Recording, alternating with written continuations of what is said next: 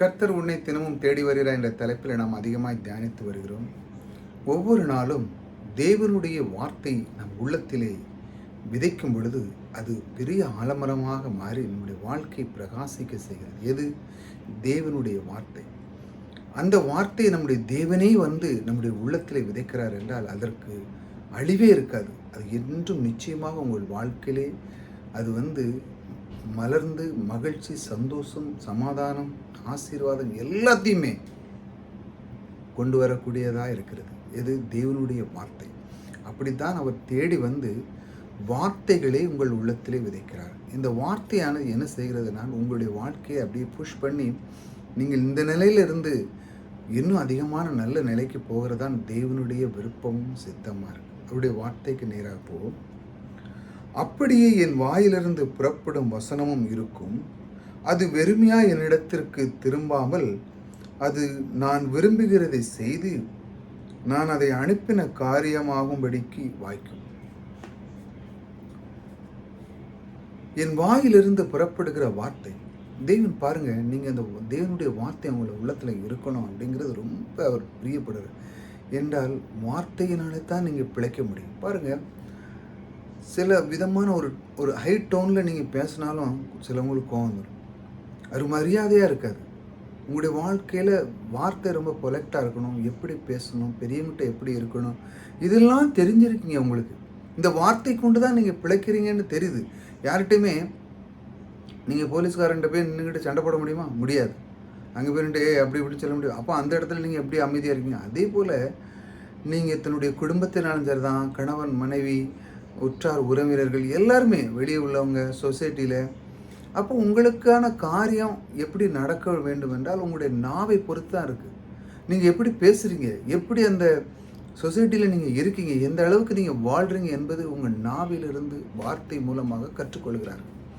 நீங்கள் சும்மா ஏதோ தளதளன்னு பேசுனீங்கன்னா, தப்பாக பேசுனீங்கன்னா, உற்சாகம் இந்த கோபத்தில் பேசுனீங்கன்னா உங்களுக்கு ஒன்றும் நடக்காது. ஆனால் அந்த வார்த்தை என்ன சொல்ல போகிறது? என் வாயிலிருந்து புறப்படும் வசனம் இருக்குது. அது எப்படி இருக்குது? வெறுமையாக என்னிடத்தில் திரும்பாது. அது திரும்பாது. வருஷம் சிலவங்க ஒரு வார்த்தையை சொல்லிட்டாங்கன்னா எனக்கு இந்த காரியம் நடக்கணும் அப்படின்னா கண்டிப்பாக நடக்கும். ஏன்னா அந்த அளவுக்கு அவங்களுடைய வாழ்க்கையில் ஆட்களை சம்பாதிச்சு வச்சுருப்பாங்க. தன் நாவை சரியாக கையாண்டு எனக்கு ஒரு காரியம் வேணும்ப்பா அப்படின்னு சொன்னால் அது கண்டிப்பாக நடக்கும். தேவனுடைய வார்த்தை பாருங்கள், அது எப்பொழுதும் ஒரு மிசல் போல், அதாவது போனால் சென்று அது கண்டிப்பாக தாக்கக்கூடிய ஒரு வல்லமை. அதாவது நிச்சயமாக அது நடக்கும். அது அவனுக்கு நன்றாக தெரிகிறது. எது? தேவனுடைய வார்த்தை ஒருவன் உள்ளத்தில் இருந்தால் அதை எடுத்து என்ன பண்ணுறான், அந்த வார்த்தை போய் திரும்ப அது என்ன சொல்கிறான், வெறுமையாக என்னிடத்தில் வராது. அது நான் விரும்புகிறதை செய்து, நான் என்ன விரும்புகிறேனோ தேவனுடைய வார்த்தையில் நான் என்ன செய்ய விரும்புகிறேனோ அது விரும்புகிறதை செய்து நான் அதை அனுப்பின காரியம் ஆகும்படி நான் எதற்காக நான் செய்யறதுக்கு அந்த வார்த்தை சொல்லணும், அது ஆகும்.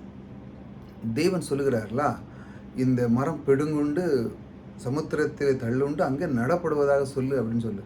அது எப்படி அது நடக்கும்? தேவன் சொல்லுகிறார், நீ உன்னுடைய விசுவாசத்தை எடு. அதாவது இப்போ நீ என்ன விசுவாசத்தில் வச்சிருக்கிறா? இப்போ உன்னுடைய வார்த்தையில் நீ என்ன வச்சிருக்கிற? கர்த்தர் என்னோடு கூட இருக்கிறார், அவருடைய சமூகம் எனக்கு முன்பாக இருக்கிறது, ஆக என்னை விட்டு விலகாதவர், என்னை கைவிடாதவர், என்னை ரட்சித்தவர், எனக்குள்ளே இருக்கிறவர், என் போகும்போதும் வரும்போது என் கூட, இப்படி நிறைய விஷயங்களை நீங்கள் கற்றுப்பீங்க. அந்த வார்த்தையை தான் நீங்கள் எடுக்க சொல்லுறாரு. விசுவாசத்தில் முதல்ல அதே திரும்ப திரும்ப திரும்ப பேச பழகு அப்படி சொல்கிறாரு. இப்படி ஒருவன் பேசும் பொழுது என்னென்னு, அவன் நினைத்த காரியம், அவன் நான் விரும்பின காரியம் செய்து நான் அதை அனுப்பின காரியம் ஆகும்படிக்கு அது வாய்க்கும்.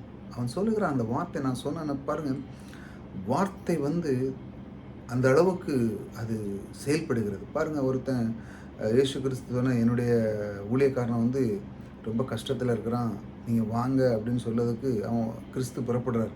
ஆனால் அவன் சொல்கிறான், அந்த போர் சேவர், ஆண்டவரே நீங்கள் இந்த நேரம் ஒரு வார்த்தை சொன்னாலே போதும். தேவனுடைய வார்த்தை அவன் எந்த அளவுக்கு அவன் கண்டுபிடிச்சி வச்சுருக்கான் பாருங்க. விசுவாசிக்கிறான். நீங்கள் இங்கேருந்தே சொன்னால் போதும்னு சொல்லி அவர் சொல்கிறாரு, நான் இந்த மாதிரி ஒரு விசுவாசத்தை நான் கண்டதே இல்லைன்னு சொல்கிறார். வார்த்தை, அதாவது நாவிலிருந்து புறப்படுகிற வார்த்தை நிச்சயமாக அவன் நடக்கும் என்று அவன் விசுவாசிக்கிறான். அப்படியா? அவன் சொல்ல, நான் சரி சுகமாக ஆகட்டும்னு சொன்னபடி இந்த நிமிஷம் அவர் இங்கே சொல்லியிருக்காரு, அங்கே குணமாயிட்டு. அப்போ பாருங்கள், நம்முடைய நாவை தேவன் வார்த்தை கொண்டு நாம் செய்யும் பொழுது அது நிச்சயமாக நடக்கும். எப்படி? நீங்கள் தினமும் அந்த வார்த்தை விசுவாசிக்கும் பொழுது அது நடக்கும். தினமும் அதை நீங்கள் சொல்லும் பொழுது, அப்படி சொல்லும் பொழுது தான் நான் விரும்புகிறதை நீங்கள் விரும்புகிறத உங்களுடைய வாழ்க்கையில் நடக்க வேண்டுமானால் நீங்கள் சொன்ன காரியம் என்ன நடக்க பாருங்க. நான் அனுப்பின காரியம் ஆகும்படிக்கு அது நடக்கும். எப்படி? அது வாக்கியம் பண்ணுகிறார். தேவனுடைய வார்த்தையில் அது வாக்கியம் பண்ணுகிறார். இப்படித்தான் தினமும் அவர் உங்களுக்கு சொல்லிக் கொடுக்கிறார். நீ விசுவாசத்தை வள, உன்னுடைய வார்த்தை ஏடு. எப்படி? உன் நாவிலிருந்து புறப்படும் வசனமாக இருக்கிறதா, அந்த வார்த்தை என்ன செய்யுது? அது வெறுமை ஆகாதுப்பா. நீ விரும்பினதை என்ன செய்கிறது? அது கண்டிப்பாக செய்யும். அது கண்டிப்பாக செய்யும். ஏனென்றால் நீ விசுவாசிக்கிறாய். அந்த விசுவாசமானது நிச்சயமாக நடக்கும். சும்மா வெறும் வார்த்தையை மட்டும் சொல்லிட்டா மட்டும் போதாது. நீங்கள் அது முழுமனதோடு விசுவாசி. கண்டிப்பாக அது எப்படி விசுவாசத்தை வளர்த்துக்கொள்வது? நீங்கள் தினமும் சொல்வது மூலமாக. ஒரு பயிற்சி பண்ணுறான் அப்படின்னா, ஒரு விதமான ஒரு கற்றுக்கொள்கிறான்னா 2 நாள் போனால் நடக்காது. அதை தொடர்ந்து கற்றுக்கொள்ள வேண்டும். ஒரு டிரைவிங் படிக்கிறீங்க அப்படின்னா அதுக்கு ஒரு கோர்ஸ் இருக்குது. அந்த கோர்ஸ் ஃபுல்லாக முடிஞ்சு உங்களுக்கு வண்டி அது செய்யும் பொழுது அது முழுமையாக அடையும். அதே போல தான் தேவனுடைய வார்த்தை நீங்கள் சொல்ல வார்த்தைகளை சொல்ல உங்களுடைய வாழ்க்கையில் அனுப்பக்கூடிய நீங்கள் என்னெல்லாம் சொல்கிறீங்களோ அது நிச்சயமாக அனுப்பி அந்த காரியம் நிச்சயமாக வாய்க்கும். தேவன் இதைத்தான் சொல்லிக் கொடுக்கிறார். நீ விசுவாசத்தில் எடுத்து வள. உன்னுடைய நாவில் இருக்கிற வார்த்தை வெறுமையாகாது. அது நிச்சயமாக உனக்கு வாழ்க்கை வலனை கொடுக்கும் என்று சொல்லிக் கொடுக்கிறார்.